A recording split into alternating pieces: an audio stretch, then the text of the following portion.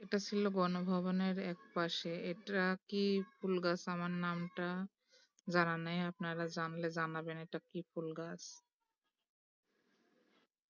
আমি যে সময় যাই সে সময়ে গণভবনের প্রত্যেকটা বাগানে বিভিন্ন রকমের ফুলের গাছ লাগানো হচ্ছিল, দেখতেই পাচ্ছেন।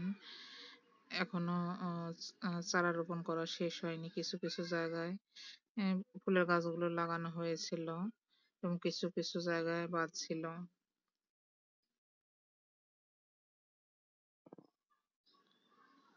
এখানে বিভিন্ন রকমের ফুলের গাছ ছিল। আর অপর সাইডে গোলাপের বাগান ছিল। বাগানগুলোতে এই মৌসুমে দেখতেই পাচ্ছেন অনেক ফুল ফুটে আছে, বিভিন্ন রকমের গোলাপ ফুল। বেশিরভাগ দেখলাম লাল গোলাপটাই আছে, ছোট বড় মাঝারি বিভিন্ন আকারের লাল গোলাপ গুলা ছিল। আপনারা আসলে দেখতে পাবেন।